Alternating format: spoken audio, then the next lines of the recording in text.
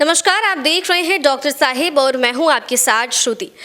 Doctor Sahib के आज के इस वीडियो में हम जानेंगे कि डायबिटीज़ के मरीजों को जो घाव हो जाता है वो किस तरह घातक हो सकता है, और ये सारी जानकारी बताने के लिए मेरे साथ मौजूद है बिहार के जाने माने डायबिटोलॉजिस्ट डॉक्टर मनोज कुमार। तो डॉक्टर साहब, बहुत बहुत स्वागत है आपका हमारे चैनल में। नमस्ते। डॉक्टर साहब, डायबिटीज़ के अक्सर जो मरीज़ होते हैं, जो पेशेंट्स होते हैं, उन्हें कई बार किसी तरह का घाव हो जाता है जो ठीक नहीं होता और बाद में बहुत ज़्यादा घातक हो जाता है। तो ऐसा क्यों होता है? देखिए, यूजुअली डायबिटीज़ में जो घाव होता है वो अपने आप में बहुत ही, जिसे खतरनाक बोलते हैं, होता है। यूजुअली जो अपर पार्ट में होता है वो तो अगर हम लोग शुगर को प्रॉपर कंट्रोल रखते हैं तो सूख जाता है, लेकिन जो लोअर पार्ट्स में, खासकर जो लेग्स में अल्सर्स होते हैं, वो प्रॉब्लमेटिक इसलिए हो जाते हैं क्योंकि उसमें दो चीज़ होता है कि एक तो उसमें ऑक्सीजनेशन की कमी रहती है वहाँ पे लोअर पार्ट्स में, और दूसरा कि जो नर्व होता है उसमें इम्पेयरमेंट होता है, जिसके चलते वो जख्म सूखता नहीं है।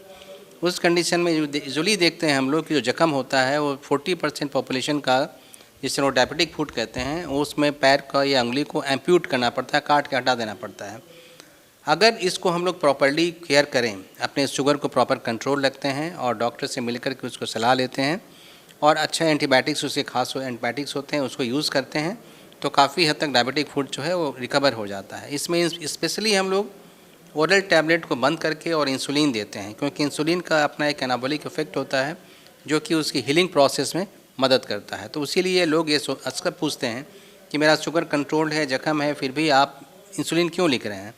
तो ये एक मिसकंसेप्शन है लोगों की कि इंसुलिन हम शुगर कंट्रोल के लिए देते हैं। ऐसा नहीं है, उसका काम दोनों होता है। शुगर कंट्रोल के साथ साथ वो जख्म सूखने में भी मदद करता है। तो इसीलिए अगर डॉक्टर एडवाइस करते हैं डायबिटिक फुट में इंसुलिन लेने के लिए, तो मैं सभी मरीजों से रिक्वेस्ट करूँगा कि वो निश्चित रूप से डॉक्टर की बात को मान करके इंसुलिन लें और उसके अकॉर्डिंगली काम करें। वो डॉक्टर साहब, डायबिटीज़ के किन मरीजों को सबसे ज़्यादा खतरा होता है इस तरह के घाव होने के?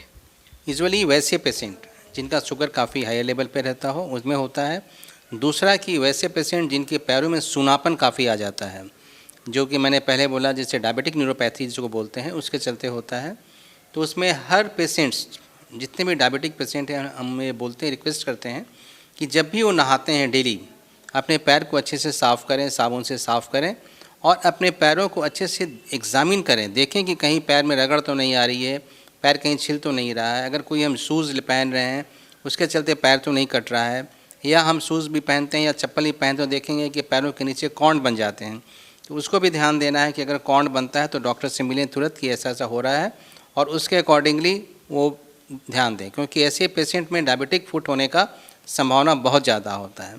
एक और मैं रिक्वेस्ट करूँगा कि जो भी शूज़ पहनते हैं डायबिटिक पेशेंट, उन्हें ये ध्यान देना चाहिए कि जो भी शूज़ परचेज़ करते हैं वो शाम को परचेज़ करें, क्योंकि यूजुअली इसमें पैर में सूजन आ जाता है मॉर्निंग में, इसमें शाम को, और उस समय जब शूज़ खरीदते हैं तो आपका शूज़ बहुत टाइट नहीं रहता है।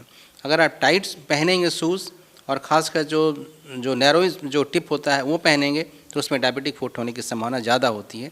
तो ये ध्यान रखने की बात है। डॉक्टर साहब, अगर किसी को ये समस्या है तो वो उससे बचाव के लिए क्या कर सकते हैं?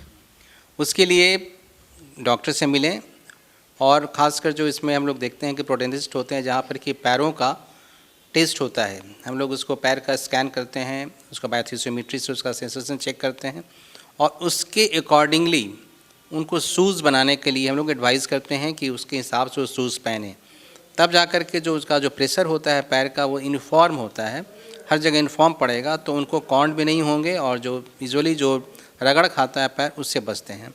तीसरा चीज़ है कि कभी भी पेशेंट जो हैं खाली पैर ना चला करें। यूजुअली लोग देखते हैं कि वॉक कर रहे हैं खाली पैर, कि लोगों ने कहा है कि खाली पैर करने से मुझे आँख की रोशनी बढ़ जाएगी, बहुत सारी मिसकंसेप्शन है, तो कभी खाली पैर ना चलें। दूसरा कि अगर कभी पैर छिल जाए, कट जाए, तुरंत डॉक्टर से मिल करके उसका इलाज कराएं। डॉक्टर साहब, आपने बताया कि डायबिटीज़ में अक्सर लोगों को पैरों में ये घाव होते हैं, तो क्या पैरों के अलावा भी बॉडी के किसी शरीर पार्ट में ये घाव हो सकते हैं? बिल्कुल, ये कहीं भी हो सकता है, किसी पार्ट में हो सकता है, लेकिन यूजुअली उस जो अपर पार्ट्स में होते हैं वहाँ इम्पेयरमेंट उतना नहीं रहता है नर्व्स का, प्लस जो ब्लड का जो सर्कुलेशन होता है वो भी ठीक ठाक रहता है। इसीलिए उसमें बहुत चिंता नहीं, उसमें अगर हम लोग प्रॉपर एंटीबायोटिक दें, शुगर कंट्रोल रखें, तो उसे हील अप हो जाता है। प्रॉब्लम लोअर पार्ट की होती है, उससे डायबिटिक फुट जो है अपने आप में एक खतरनाक चीज़ होता है हर डायबिटीज़ के लिए। तो पैर को स्मूथ रखें, पैर को सॉफ्ट रखें, डेली जो है नहाते समय पैरों में नारियल का तेल या कोई क्रीम लगाएं ताकि पैर स्मूथ रहे, लेकिन पैर की उंगलियों के बीच में न लगाएं और पैर को ड्राई रखें। सिंथेटिक जो आता है सॉक्स, उसका यूज़ ना करें। डॉक्टर साहब, अगर किसी को ये डायबिटिक फुट की समस्या है तो क्या अगर सही समय पर इसका इलाज नहीं कराया गया तो ये कोई घातक बीमारी हो सकती है? बिल्कुल, जैसा मैंने पहले कहा कि 100 में 40% लोगों का डायबिटिक फुट जो होते हैं उसको एम्पुटेशन करना पड़ता है, मतलब काट के हटा देना पड़ता है, क्योंकि जख्म इतना गहरा हो जाता है वो जख्म सूखता नहीं है और पैर को बचाने के लिए और लाइफ को बचाने के लिए उसको एम्प्यूट करना पड़ता है। तो उसी लिए ये बहुत ही खतरनाक चीज़ है, क्योंकि अगर किसी भी इंसान का अगर पैर कट जाता है, उंगली कट जाता है, तो उसका जो वर्क परफॉर्मेंस है वो काफ़ी ख़त्म हो जाता है।